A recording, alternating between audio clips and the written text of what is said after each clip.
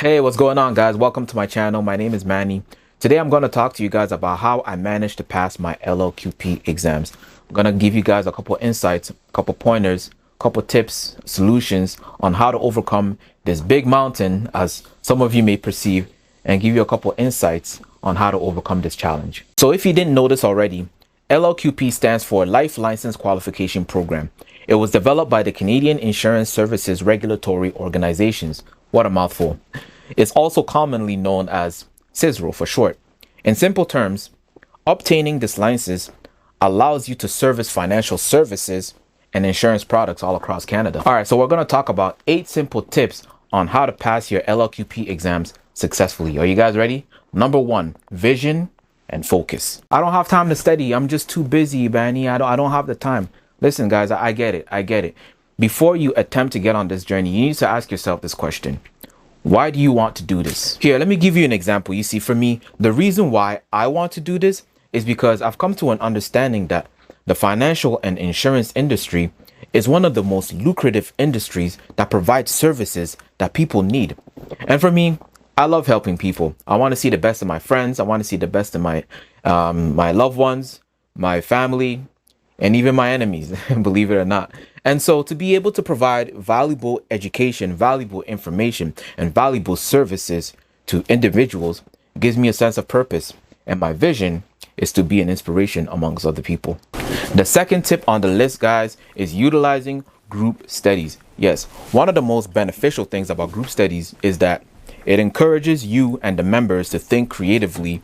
It builds strong communication skills, and it also helps in refining the understanding of the material. So with that being said, if you're going to embark on this journey and go through this course and do whatever it takes to pass your exams, I would strongly recommend to find someone or a group of people who also want to be on the same journey as you. Find a time to allocate group study sessions. This will enhance your success rate of passing the LLQP exams. The third tip that I'm going to give you guys is utilizing flashcards. Guys, listen, the best way for you to have retention on the material that you are studying is by simplifying them.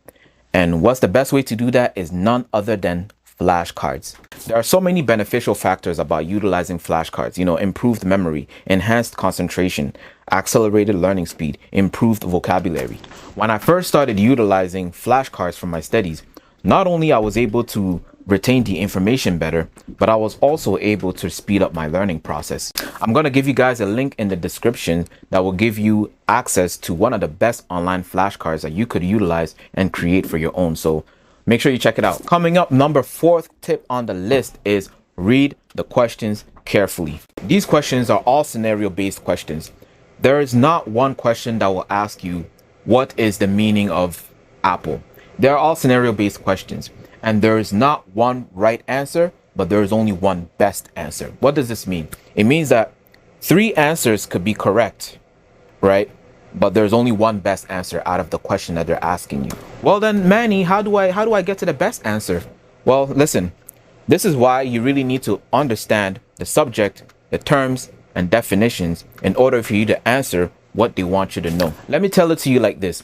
If I tell you a story and you weren't really paying attention, you don't really understand the concept of the story, what are you going to do? You're going to nod your head and be like, wow, cool. That's crazy. Wow. And then I'm going to ask you a question and I'm going to anticipate you getting it wrong. And 9 times out of 10, you're going to get it. You're going to get the question wrong. Why did you get the question wrong? Because you weren't paying attention and you didn't understand the story. That's why you got it wrong. You see where I'm going with this? Is it making sense? You read a question, you don't understand the concept, you don't understand the subject, you're probably going to get it wrong. You read a question, you don't understand a particular word. It could be something simple as a particular word, and you don't understand that word, you're probably going to get it wrong. So I would encourage you, if you're studying, if you're doing mock exams or chapter quizzes, I would encourage you to have a thesaurus on the side so that you can increase your chances of getting the answers right, because you don't want to do your provincials and come across a question and you don't understand the word or you don't understand the concepts. You're probably going to get it wrong. The 5th tip that I have for you guys is don't wait too long to book your provincial exam. So when you purchase your LLQP course, there are 4 certifications exams that you need to write and 4 provincial exams that you need to write. The certifications have 30 questions, and the provincials have 35 questions. The modules are ethics, life insurance, accident and sickness, and segregated funds. When you finish the certifications for all the modules within your course, you will get a link that will give you access for you to book your provincial exams. So in both exams, certifications and provincials, you need about 60% to pass, and the questions are all multiple choice. Guys, listen, the longer you wait to write your provincial exams just after you have passed your certifications exams, the less chance that you have to pass your provincial exams. The moment you pass your certifications exams, you want to make sure that you book your provincial exams right away, because the information is still fresh in your mind. This way, you decrease the chances of you having to rewrite it. After 2 to 3 attempts, you can rewrite it in a week or 2.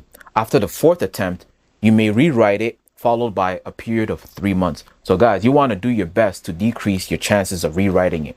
This is why we're going through these tips. Oh, and I forgot to mention, each attempt counts for 1 module, both certification and provincial, right? You have 75 minutes to write this exam. You really don't have a lot of time as you may think.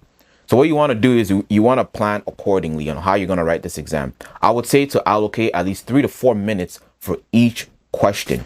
Skip the questions that you don't know or that you're uncertain of at the very end. Leave it at the very end. This way, you will have a lot more time and flexibility to answer all the questions that you do know confidently.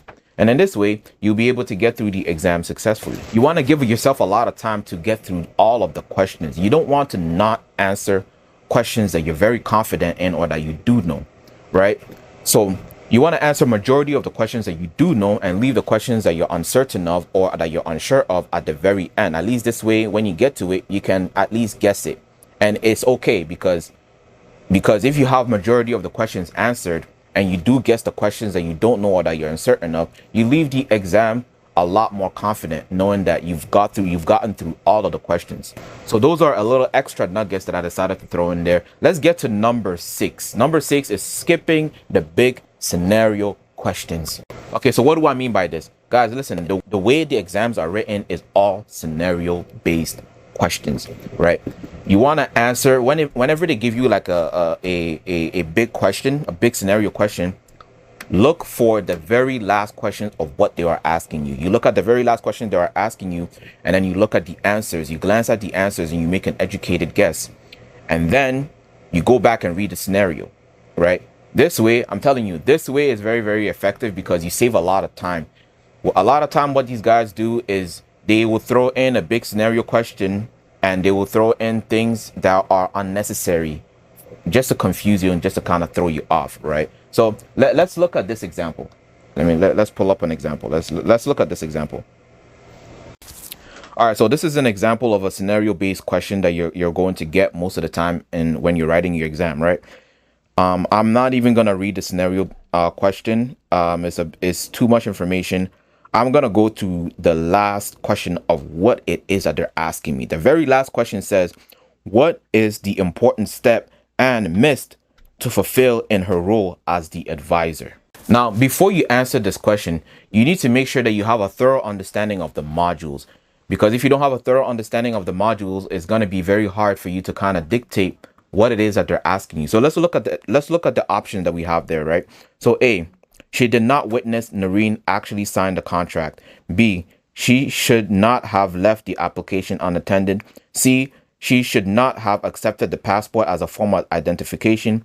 Or D, she should not have stressed the importance of answering the questions truthfully. Clients should be left to conclude that on their own. So for me, based on my knowledge and understanding, right, whenever you're doing an application for someone, you as the advisor doing an application for someone, whether it's life insurance, whether it's a critical illness insurance policy, any sorts of those things, one of the things that's really, really important to factor in that the regulatory organizations factor in is signature. They're very, very big on signatures, right? Whether it comes to forging a signature, whether it comes to witnessing the client actually doing the signature on things that you guys agreed on, those things are a very, very big deal. If you go to section B, right, she should not have left the application unattended. Well, I mean, if she left it unattended, the thing is, you cannot really submit an application without a signature. So B would be wrong.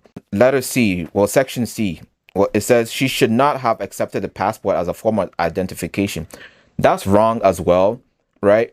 Whenever you're doing that application, or even whenever you're trying to identify ID, driver's license, passport, citizenship are like very, very, important documents that will, that they will not reject those documents, right? She should not have stressed the importance of answering questions truthfully. Clients should be left to conclude that on their own. That's like 100% false, right? You as the advisor is your job to make sure that clients understand exactly what's going on. All right. So that leaves it with A. She did not witness Noreen actually sign the contract. That will be the correct answer, right? But that's just based on my knowledge and understanding. But you see what I did there, right? I went to the last question and I glanced at the answers, and then I'm gonna go back and read the scenario. I already have it in my head to say that, okay, I pretty much know that it's A because I've studied the material.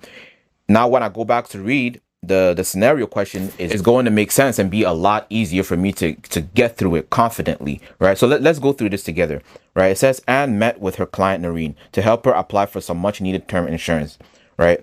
Anne walks her through an insurance application to ensure that Noreen understands the importance of answering these questions accurately and completely. Anne confirms Noreen's identity by examining her passport and spends a lot of time helping her know what to expect during the underwriting. Right? Noreen asks to have some more time with the application to make sure she completes it thoroughly. Anne says she will pick it up tomorrow from Noreen's mailbox and ask her to ensure that it is signed beforehand.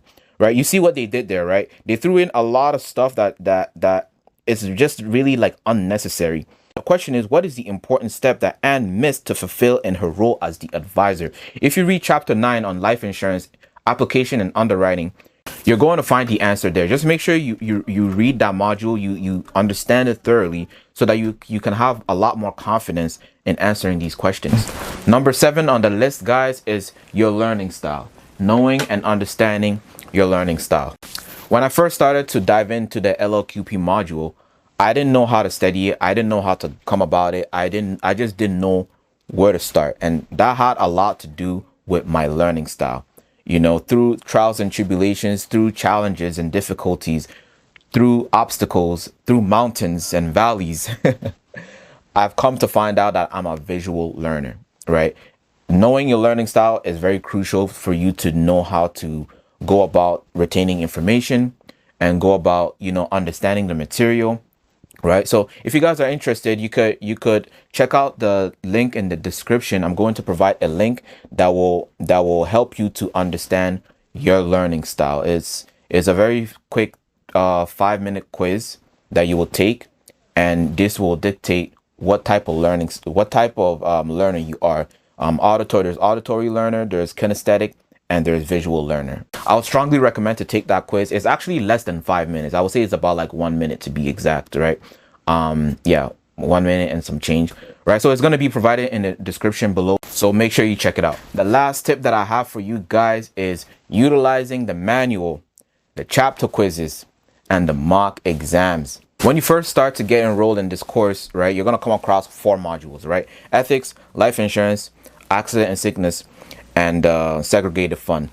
Each module has its own manual, right? What I see a lot of guys do is that they take the manual for granted. You do not want to skip over the manual, because what's going to happen is you're going to skip that, and you're going to do the mock exams, and you're going to do the chapter quizzes, and you will find that you don't really understand what is going on. Guys, take advantage of the manual.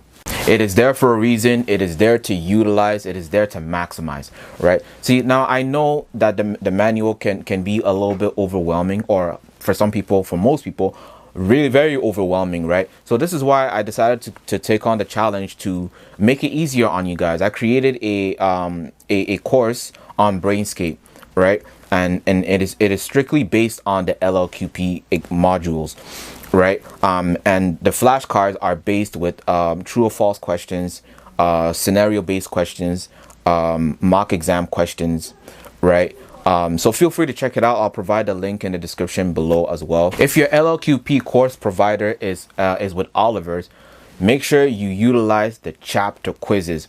For me, what I did is each chapter for the module, I would aim to score 100%. There's only like 10 questions. It's not too long. It's not too hard, right? That's a good place to start. You need to get in the habit of answering scenario-based questions more than understanding the material, right? You can understand the material, but being very familiar with the scenario-based questions is going to bring you a lot more success, right? So I would aim to score 100% on each chapter within the module. Chapter 1 has to be 100%, right? 10 questions has to be 100%. You know, it's okay if you get 50, it's okay to get 70, it's okay to get 80, but take it again. You want to take it again until you get 100% on each chapter. You can also watch the need to know videos, right? If your course provider is with Oliver's, I was with Oliver's, right? So I'm just giving you tips on how I came up, how I got through the whole course, right, with Oliver's, right? I would do the need to know videos because me, I'm a visual learner. I like to see people explain things to me, right? So I would go to the need to know videos and I would do the chapter quizzes and I will make sure to score 100%, right? Yeah, like I said, they're very easy questions, right? It will be very challenging. The only reason why it's challenging is because you don't understand the material, right? But if you watch the need to know videos and you get through the manual, you'll be able to get 100% on the chapter quiz. Now, when it comes to the mock exams, right, you want to make sure that you score at least 75%. For me, I recommend 80%, but the course providers recommend 75%. I say 80 because you wanna give yourself more confidence going to the certifications and the provincials, right? So score 75%, or preferably 80% and above consistently, right? Set a date on when you want to take your certification, and a week prior to the certification exam, make sure you do the mock exams every single day. Don't miss a day, every single day, and make sure you score consistently 80 and above. This way it will increase your chances of getting through the certifications successfully. And after you get through the certifications, you book your provincial exam, and a week or 2 weeks prior before the provincial exam, same thing. You do the mock exam for the module, whatever module that you are studying, consistently every single day. Don't miss a day, guys. Don't miss a day. If you miss a day, you kind of backtrack a little bit. You don't really want to backtrack. You want to make sure that you give yourself the best possible chance of passing and the least possible chances of having to retake it. You don't want to retake it. It's just more money. It's just more time, right? So you want to approach this in the best way possible, right? So make sure you don't miss a day. Make sure you get 80% and above on the mock exams. If your course provider is with Oliver's, there's a section on your course that says bootcamp day 1 and bootcamp day 2. What these bootcamp consist of is bootcamp day 1 is basically like an overview of the whole module, right? I would recommend to do the bootcamp day 1 at least 2 to 3 days before your certifications or provincials. I would recommend to do both. Before you take your certifications, make sure you go through bootcamp day 1, right? Bootcamp day 1 is the overview of the whole module, and then bootcamp day 2, right, it's basically scenario-based questions, right? There's going to be an instructor there that's going to do the overview, and that's going to go through the series of questions of what you're going to expect on your certifications and provincials. The bootcamp day 2, I would strongly recommend to do that a day before your examination, right? The reason why I say a day before the examination is because the instructor there is going to give you guidance, right, in terms of, like, how to answer the questions, right? How to answer the questions, why the questions are wrong, why the questions are right, and it will make you more familiarized. It will make you more familiar with the scenario-based questions, right? Which will prompt you to have better retention on the material prior going to the exams, right? So make sure you do bootcamp day 1, bootcamp day 2. Bootcamp day 1, 2 to 3 days prior to your examination. Bootcamp day 2, a day or 2 before your examinations. Even when it comes to studying, right? For me, I realized that when I started missing days of studying, it backtracked me. I would study Monday and I would skip Tuesday, Wednesday, and I would study Thursday and I would skip Friday, Saturday, and I come back. When I come back to Monday, I already have forgotten everything. So this also applies to studying the material, right? You can get through this, right? I know for some of you and most of you, this can seem overwhelming, but I would say to lock off 1 month, 1 to 2 months max, right? And prioritize the studying.